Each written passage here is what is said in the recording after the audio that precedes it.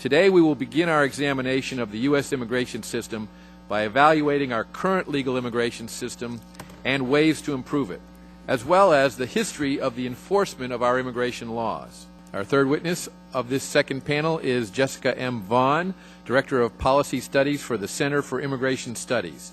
She has been with the Center since 1992, where her expertise is in immigration policy and operations topics such as visa programs, immigration benefits, and immigration law enforcement.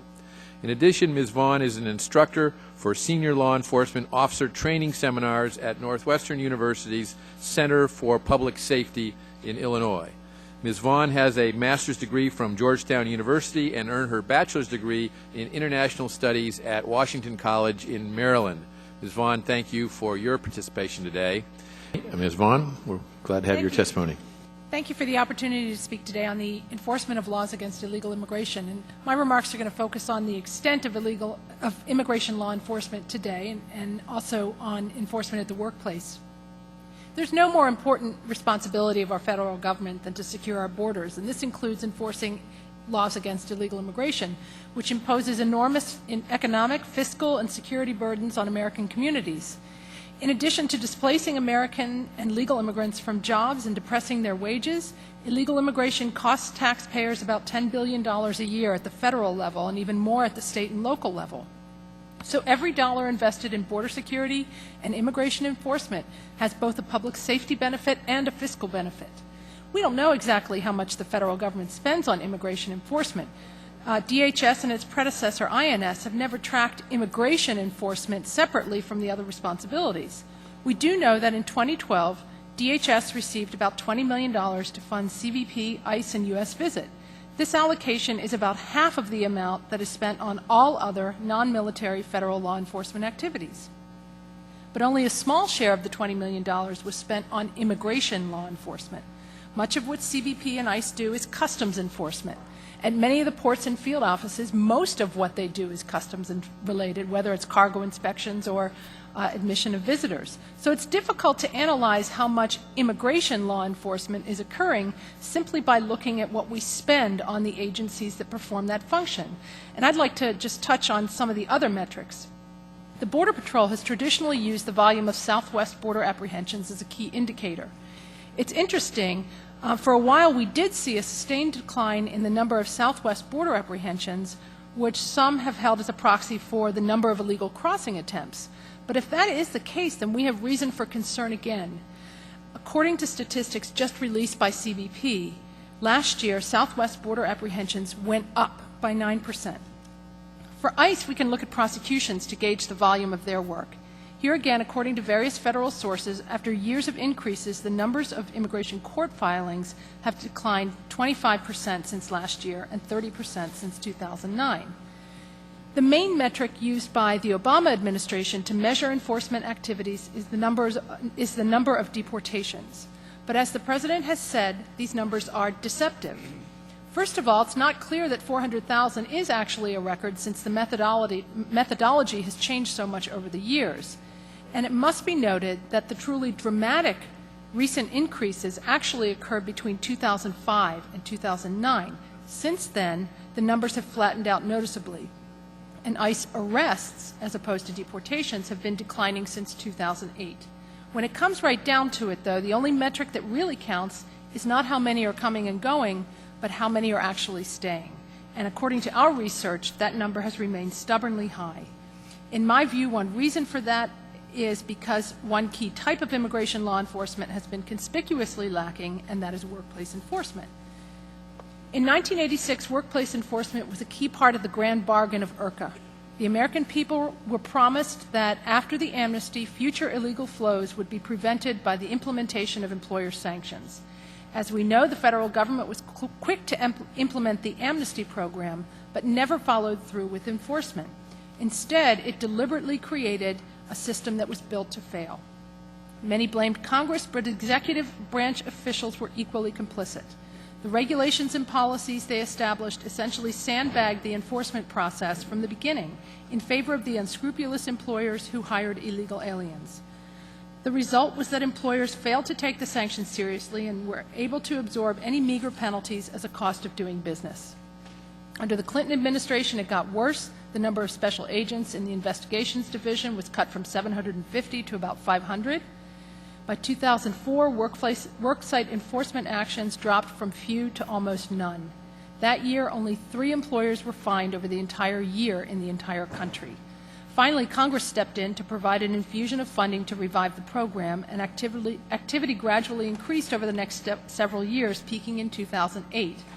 It didn't last long. Soon after President Obama took office, new policies were adopted, and worksite enforcement went the way of fugitive operations and local partnerships. New policies focused on conducting paperwork audits of more companies while deliberately avoiding contact with the illegal workers. By almost every measure, arrests, indictments, convictions, and investigative hours, worksite enforcement for substantive violations of the law have dropped dramatically. The number of audits and fines has gone up a lot, but most of these sanctions are for paperwork violations, to the extent we can tell, because little information is actually released by ICE. By failing to rigorously enforce the laws against hiring illegal aliens, the Obama administration, like others before it, is tacitly encouraging more illegal immigration that displaces U.S. workers, causes their wages to decline, and erodes their quality of life. Judging by their record, we can expect a similar result if lawmakers sign on to another so-called comprehensive immigration reform plan that gives amnesty first in exchange for promises of enforcement that will not be kept. Thank you. To turn in the seconds I have left to Ms. Vaughn and ask you that we have an E-Verify program now and a proposal to make it permanent that would not allow an employer to use E-Verify to check their current or legacy employees. And would you care to comment on that philosophy? And mine is, I think an employer should be able to at least voluntarily use E-Verify to verify their current employees as well as new hires, and I believe they also should be able to use E-Verify on prospective hires with a legitimate job offer. From what I've heard about from a number of employers who are interested in using E-Verify, they would very much like, especially staffing agencies, they say that it creates some difficulties for them to not be able to be sure if they can send someone out to a workplace while waiting for the E-Verify process to play out. So they would like to be able to use it prospectively. And I think, yes, ultimately, we should build a system that is phased in so that at some point employers are able to go through their entire payroll and vet all of their existing employees. But there is already a system in place that allows them to do that, and that's SSNVS. A number of government agencies around the country have mandated use of that program, and they've frankly been quite surprised at what they've found of the number of people already on the payroll who shouldn't be. Appreciate you putting that into the record. Thank you. As I have spoken to the ICE agents in my district, they're concerned that any kind of immigration reform will actually lead to more fraud, lead to more document fraud, all those different things. So I'm a big supporter of E-Verify. I'm a big supporter of making sure that we have a robust, document system. How can we prevent the fraud in the future if we're going to allow some immigration reform to happen here in Congress? What steps can we take to make sure that we don't have the problems? And I'll ask all the panelists, what do you think we can do to make sure that we don't have the document fraud that we had in the past? I still dealt as an immigration lawyer for the 15 years I was an immigration lawyer. I was dealing with cases that were 20 years old, 25 years old. They were still dealing with the documents that they submitted when they initially applied for the initial amnesty in 1986. So could you all address that? Yeah, thank you for addressing this problem. IRCA was called one of the biggest frauds ever perpetrated on the United States government, and I know they're still cleaning up a lot of the fraud from some other amnesty-like programs that were passed in the 90s. We actually know a fair amount about the benefits fraud that occurs from programs that were built into USCIS, quality control programs, site verification programs, benefits frauds assessment, they call it. And they found that there's double-digit fraud in some of our legal immigration programs now. And we have to have a system that has integrity to have the confidence to go forward. And I agree with a lot of what my colleagues on the panel said. I would just also add that there needs to be an interview process at a certain point in the system. We can talk about where that best fits in, but we can't have a system that is an honor system where people are just taken at their word. we can, and putting the burden of proof on the applicants is important, using technology to verify claims that people make. I agree wholeheartedly that there cannot be a strict confidentiality provision in this. That's a deal breaker. And we can't prosecute all benefits fraud, so we have to have the ability to let an administrative process play out with those cases that are not going to go to a U.S. attorney or be prosecuted by ICE. We have to let USCIS use its authority and tools like administrative removal to make sure that the people who are denied are not allowed to stay here anyway. That is a huge weakness in our benefits programs right now. And these are not small numbers of people that are benefiting from our the fact that we tolerate so much fraud in this process. Okay, thank you.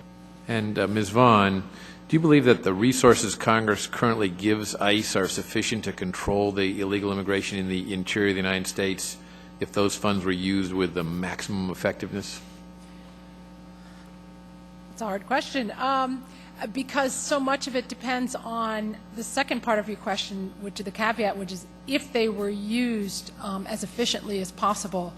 Yeah, I think that the agency could use some more funding for some specific purposes. For example, for funding for detention space seems to be an issue, although I would also argue that we could do a better job at streamlining the removal process so people don't need to be in detention as long or perhaps not at all if we make more use of things like expedited removal, stipulated removal, judicial orders of removal. There are lots of, I mean, many of these cases simply shouldn't be in immigration court at all.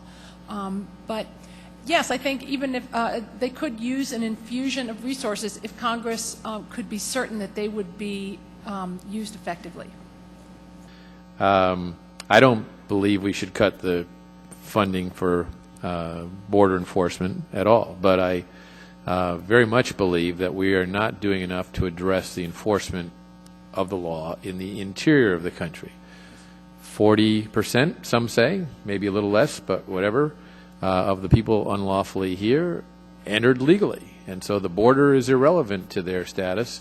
They came in probably mostly on airplanes, and they overstayed their student visas or visitor visas or business visas, and there is not, in my opinion, very much enforcement going on at all in the interior of the country. And I'll ask each of you to tell me how you would solve that, but do it I'll start concisely. Yes, I would definitely agree. We need to move forward in finishing the entry-exit system that Congress asked for back in 1996. One key part of that many don't talk about is the lack of adequate entry screening at the land ports, which after all is where the largest number of visitors enter. We need to make sure that land visitors get the same level of screening that visitors who are coming in on airplanes and on boats do. I think more attention to workplace enforcement would also help address the overstay problem, because after all, if there's no incentive to stay over your visa, we're not going to have as large of a problem. Another cost-effective way to get more bang for our immigration enforcement buck is to increase the number of partnerships that ICE has with local law enforcement agencies, because there are many communities around the law enforcement agencies and local and state governments that would like to assist ICE in its mission and need the opportunity to do so, and they're willing to put their own resources toward that, and we should be encouraging those partnerships instead of shutting them down, as has been the case recently. Miss Vaughn, I hear the term there's 11 million people who are in the country illegally without documents, depending on which side of the aisle you're on, I guess you say. But where does that figure come from? How much confidence do you have in it? Is it possible that there's many million more? Is it possible that there's some less? Just can you give me a little bit of background on the number? Because I've noticed since I've been in Congress that people repeat things over and over again, and it just kind of, then you just stop questioning it. Oh, yeah, this or that. So can you speak to that? I think there actually is a fair amount of consensus around the number. The number we're using now is 11.5 million. The way our staff demographer our Director of Research, Stephen Camerata, calculates that is to use Census Bureau data to count the number of people who are here and subtract from that and adjust for mortality and return migration, subtract the number of people that we know came here legally, because we do have good information on that. And, you know, it's basically a very complicated subtraction problem.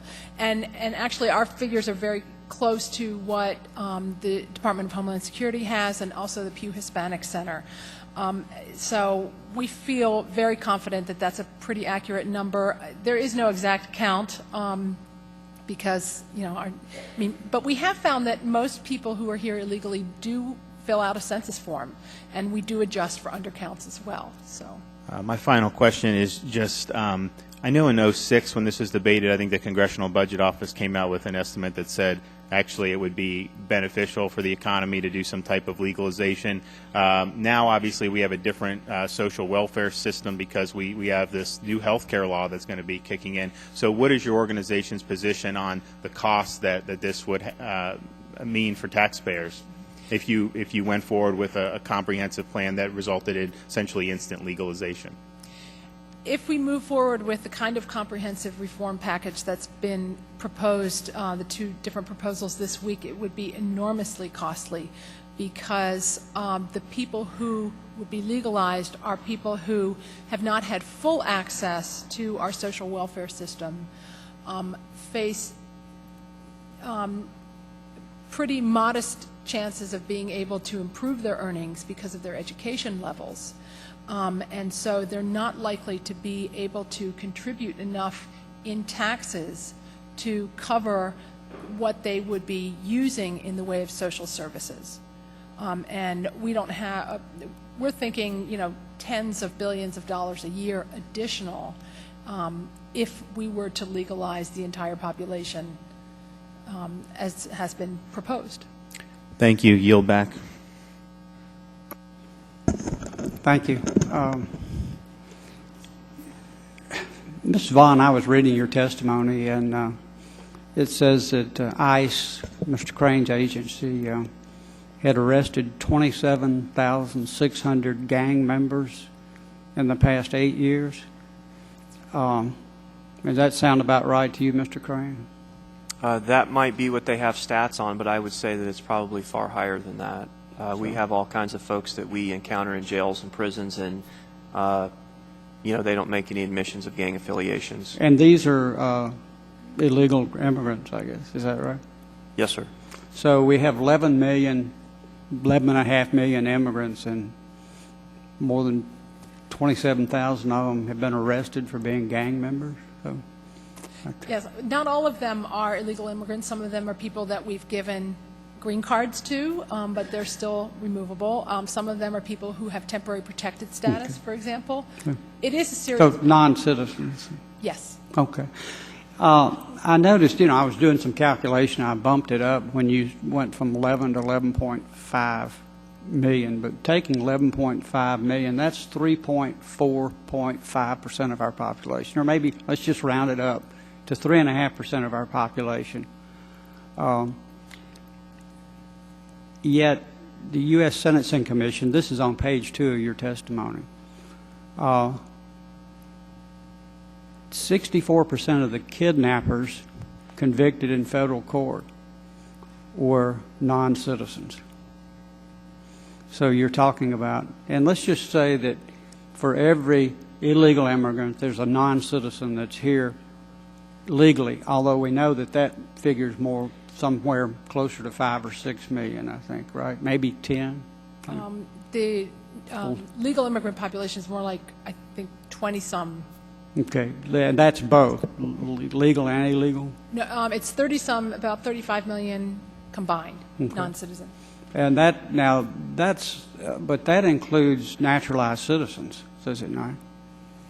I think that's foreign-born. That's foreign-born. Yeah, so you have to back out a third of that. So just say 3.5 and 3.5, 7%. Now that includes illegal and legal residents who are not, have not been naturalized citizens. Yet 31% of drug traffickers in federal court are in that 6% or 7%, which is a pretty high number. 34% of all money laundering cases. You're at 6% of the population, 7%, and yet 64% of the kidnappers, 34% of money laundering, 31% of the drug traffickers prosecuted in federal court come from that population. So, when we talk about giving citizenship to 11 million illegal immigrants, we're talking about a lot of people who've been convicted. Not the majority, not even a large percentage of minority, but you're talking about a good number of people that have been committed felonies. Now, Mr. Crane, is that correct? Am I correct there? That's what the U.S. Sentencing Commission has on its website, so I have pretty good confidence in that. So that according to U.S. government officials. I think it's one of the keys, one of just a very few central keys to figuring out how to do this legislation. So if you have further ideas, please feel free to share them with us. Ms. Vaughn? I think it is critically important that Congress reassert its authority, its constitutional authority to make immigration laws. I don't think that there is one single trigger that is possible to ask for that will set in motion the kind of comprehensive immigration reform that's been talked about. I think that package, what's known as CIR, is a bad idea. For many reasons. Number one, it's going to inspire more illegal immigration. It's costly. It's going to distort the labor market. What we need to do first is establish a sustained period of control and integrity in the systems that we have, including our legal immigration system, and also start consolidating some of our legal immigration categories so that we're not offering more opportunities for legal immigration than we can actually fulfill, all those backlogs that people have talked about. But I don't think to repeat an expression that came earlier today, we shouldn't just throw up our hands. I think what's important is, see the vast disparity of views on this issue that are represented on this committee. And I think what needs to happen is to take smaller steps. At such point as we all have confidence in the system, or at least more confidence, start small. Look for the areas of consensus, like perhaps skilled immigration, looking at it in a small way, the illegal aliens, younger illegal aliens who were brought here by their parents and have grown up here. Bite off what Congress can chew. Start with confidence-building measures and do it slowly and in a meaningful way. After all, that's how it's happened over the last 20 years. I mean, I cut my teeth on the Immigration Act 1990 when the skills issue was addressed. There were more reforms that came in 96, and every few years. It doesn't have to be done all at once. In fact, it's a mistake to do it that way. Thank you.